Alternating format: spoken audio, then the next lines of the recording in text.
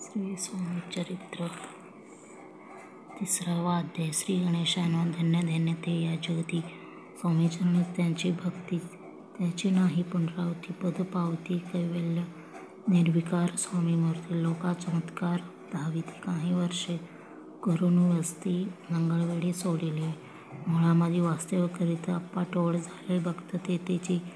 साकल्य नृत्य अल्पमती कविवर्ण सेवे घेऊनी स्वामींची टोळ जाते अक्कलकोटाशी अर्धमार्गावनी टोळाशी मागे परतणे भाग पडे टोळ गेली परतोनी स्वामी चालले उठवणी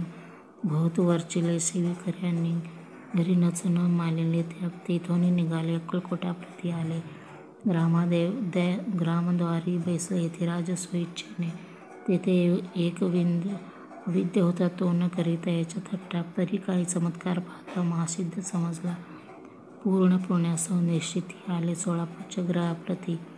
स्वामींची जाळवणीश्वर मूर्ती चोळाप्पा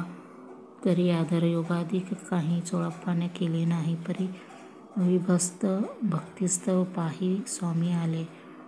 सदनात तयाचे देखोनी भक्ती स्वामी तेथे भोजन करीती तेव्हा चोळाप्पाच्या चित्ती आनंद झाला बहुसाळा त्यापासून त्याच्या घरी राहिले स्वामी अवतारी दिवसेंदिवस चाकरी चोळाप्पा करी अधिकाधिक तेव्हा राजपदाधिकारी मालोजी राजे गादीवर दक्ष असून कारभारी परमज्ञानी असती जे चोळाप्पाच्या ग्रहापती आले कोणीही यती लोका चमत्कार धाविती गावात मात पसरली लोकांमध्ये पसरली मात नृपाशी कळला वृत्तांत की आपला नगरात यती विख्यात पातले वार्ता ऐसा ऐकणे राव बोलला काय वाणी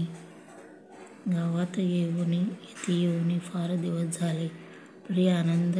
श्रुत पाही आजवरी झाले नाही आता जाऊन लवलाही भेटू तया यतीवर परी ते केवळ अंतर्ज्ञानी ऐसा वार्ता ऐकली काने ती सत्य तरी ऐवनी आत्ताच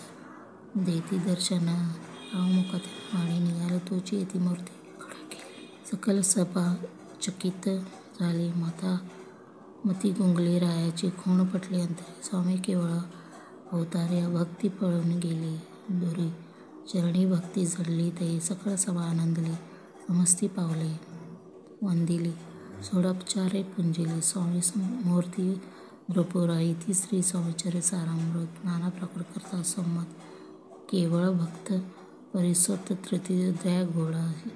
श्री स्वामी शरणमस्तु शिरस्तु शुभम भवतु इति श्री स्वामी अक्कलकोटे प्रवेश तृतीय अध्याय.